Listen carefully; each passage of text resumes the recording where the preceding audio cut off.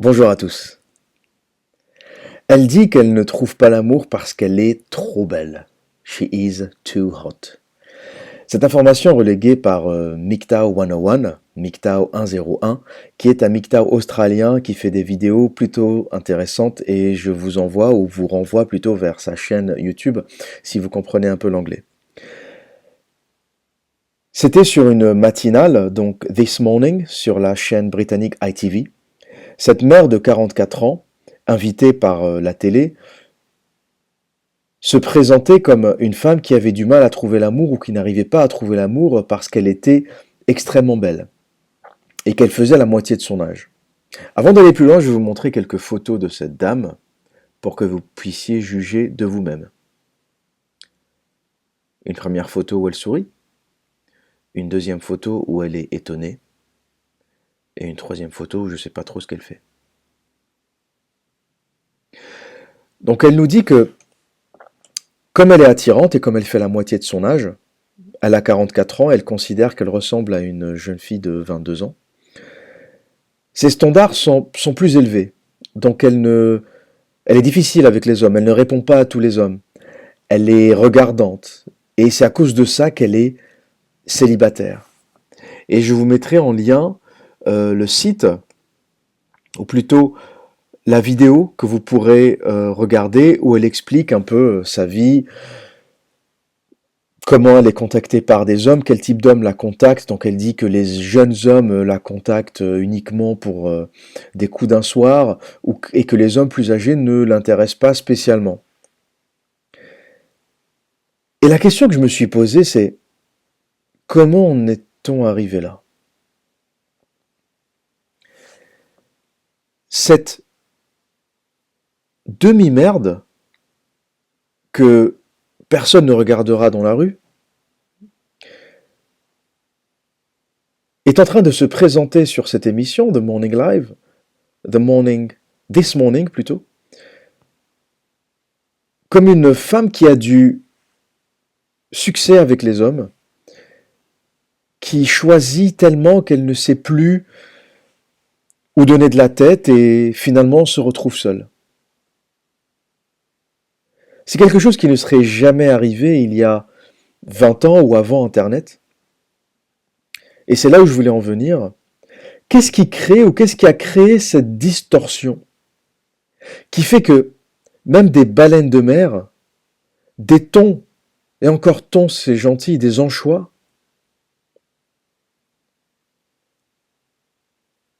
ont une idée ou une vision ou une distorsion telle de la réalité.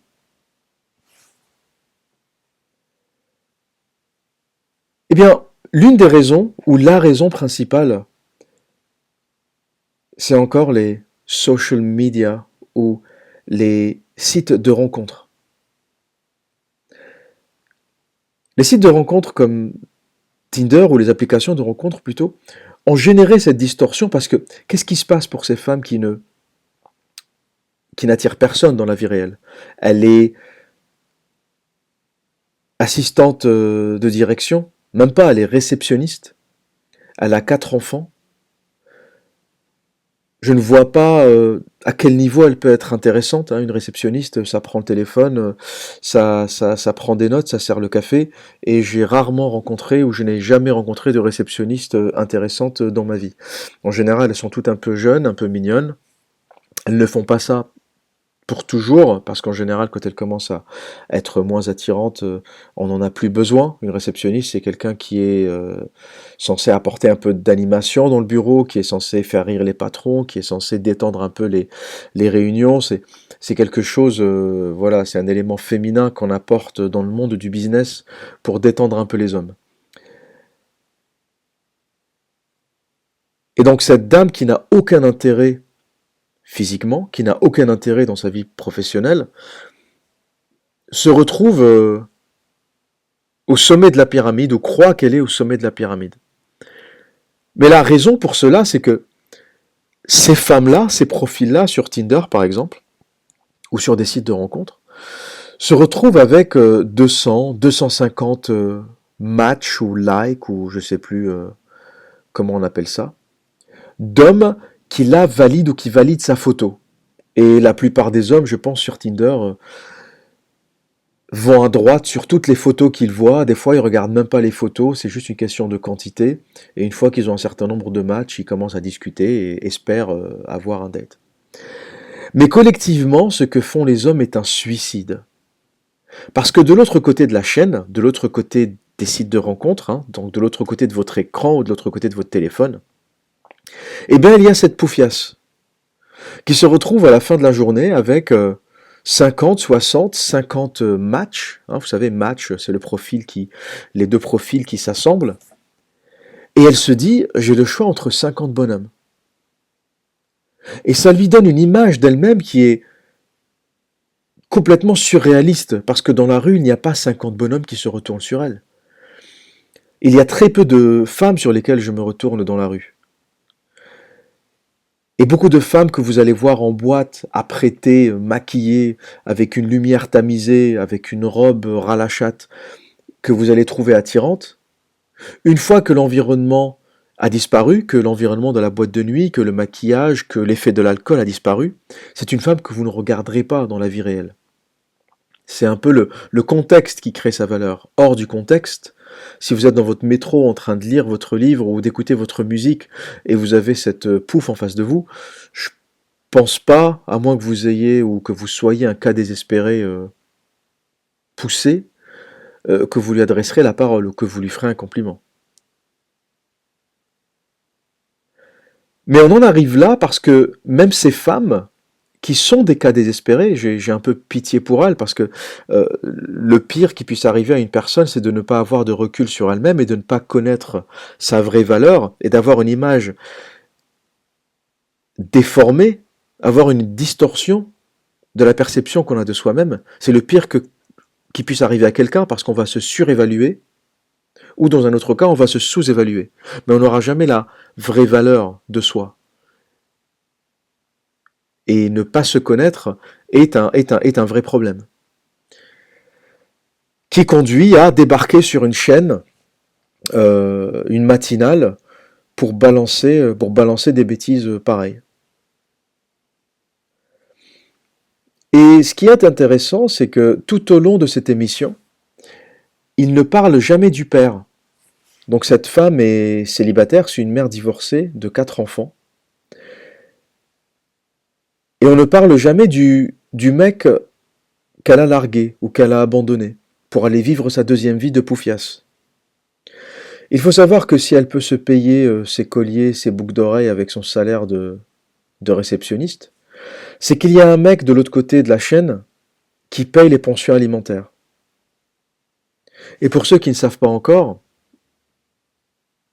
j'ai fait une petite recherche pour la France sur le Figaro particulier, donc on ne peut pas dire que ce soit un journal marginal, hein, c'est un média dominant, qui nous dit que le montant moyen des pensions alimentaires est de 170 euros.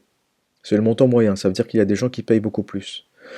Donc cette femme, si elle vivait en France, percevrait 680 euros de pension alimentaire pour ses 4 enfants. Sachant que les pensions alimentaires au Royaume-Uni sont beaucoup plus élevées, et c'est plutôt du l'ordre de 250 livres par enfant. Et pour 4 enfants, donc, il y a un homme de l'autre bout de la chaîne qui paye 1000 livres, ou 1200 euros, ou 1150 euros par mois, pour que cette pouffe puisse passer à la télé et raconter sa vie avec un grand sourire. Et il faut savoir que 97%, et je vous renvoie encore vers le même article du Figaro, 97% des pensions alimentaires sont payées par les hommes. Et cela est un drame parce que, aux États-Unis par exemple, les prisons sont peuplées d'hommes qui n'ont pas pu payer leur pension alimentaire. Et aux États-Unis, quand on ne peut pas payer sa pension alimentaire, on finit en prison.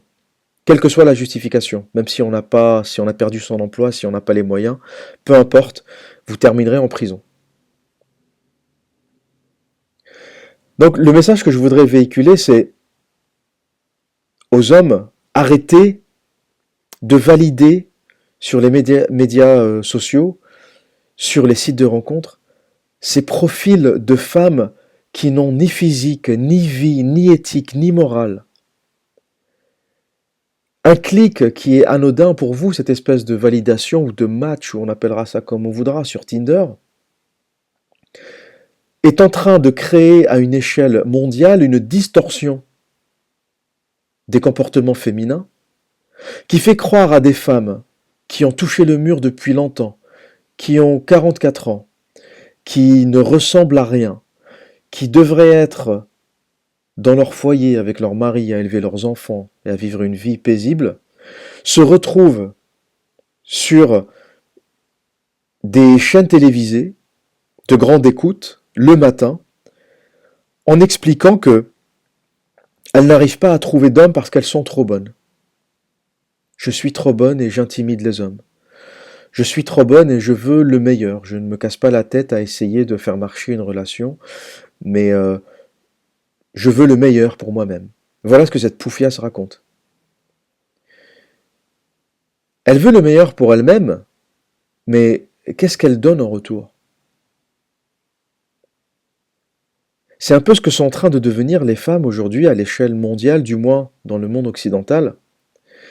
C'est des espèces de vaisseaux vides, une réceptionniste, qui du matin au soir fait le café, quelques sourires, répond au téléphone et va poster des lettres à la poste,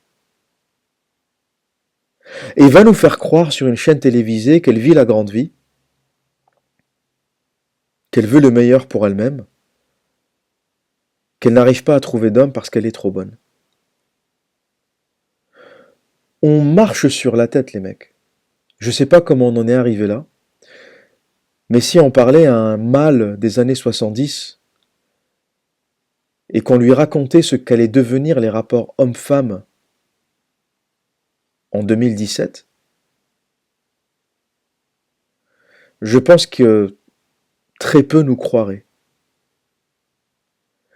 Si on racontait aux hommes du passé que des femmes obèses, qui ne sont pas en très bonne santé, l'obésité, on aura beau glorifier les rondeurs aujourd'hui, quelqu'un d'obèse est quelqu'un qui n'est pas en bonne santé.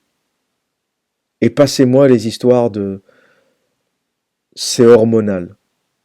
Regardez les photos des camps de concentration, il n'y avait pas d'obèses. Tout le monde avait la peau sur les os. Parce que quand on ne mange pas, on ne grossit pas. C'est presque mathématique.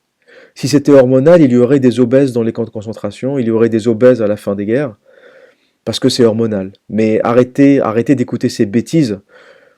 Dans les pays de famine, dans les camps de concentration, pendant les guerres, les obèses ne couraient pas les rues.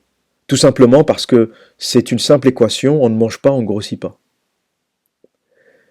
Et on est dans un monde où ces obèses, ces femmes, qui ne prennent pas soin de leur corps, qui n'ont pas de carrière, qui ne sont pas intéressantes, qui ne sont pas marrantes, qui sont arrogantes, qui foutent des mecs sous les ponts parce que ils les harcèlent, elles les harcèlent de pensions alimentaires. Et dans le même article, dans le même article du Figaro, je vous renvoie vers une ligne sur le même sujet. Une dame écrit: j'ai demandé à mon ex-mari une augmentation de la pension alimentaire, mais il refuse. Dans ses calculs, il intègre à mes ressources les 500 € de prestations compensatoires qu'il me verse par ailleurs. Est-ce normal? Donc une femme se plaint que son ex-mari ne veut pas lui augmenter la pension alimentaire parce qu'il considère qu'il lui paye déjà 500 € de prestations compensatoires. Prestations compensatoires, c'est si votre ex-femme a élevé les enfants toute sa vie, qu'elle a abandonné sa carrière pour faire ça, eh bien vous pouvez vous retrouver en plus de la pension alimentaire à lui payer des prestations compensatoires. Donc ce mec doit lui payer 500 € plus 200, 300, 400, 500 € de pension alimentaire. Et je vous laisserai lire l'article pour ceux que ça intéresse et je le mettrai en lien dans la description de cette vidéo. C'est devenu du racket, un système qui était mis en place à la base pour assurer que les enfants aient suffisamment de moyens pour survivre et subvenir à leurs besoins, est devenu un système de racket que les femmes utilisent pour compenser leur carrière médiocre. Et voilà ce qu'il y a derrière chaque abruti qui fait un match sur Tinder, qui valide les produits sur Tinder, qui passe ses nuits sur les sites de rencontres. Voilà les hippopotames, les éléphants, les monstres qu'on est en train de générer. J'espère que cette vidéo vous fera méditer, vous fera penser à ce que vous faites individuellement, vous fera réaliser que homme, si on est individuellement intelligent, productif, créatif, nous sommes collectivement idiots face à la femme. Et j'espère que cette vidéo sera un wake-up call, un appel au réveil pour beaucoup d'entre vous. N'hésitez pas à la partager, n'hésitez pas à en parler autour de vous. Laissez-moi un commentaire, j'y répondrai, si j'ai le temps bien sûr. Que dire d'autre? Eh bien, comme à mon habitude, prenez soin de vous et à très bientôt.